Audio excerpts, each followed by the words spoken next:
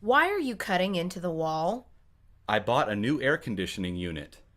I don't think that's how you install it. Have you ever installed one before? No, but that still looks wrong. I think I know what I'm doing. I see water pipes behind that wall. I don't think that's good for the air conditioner. I don't think so either. Will you call some professionals now?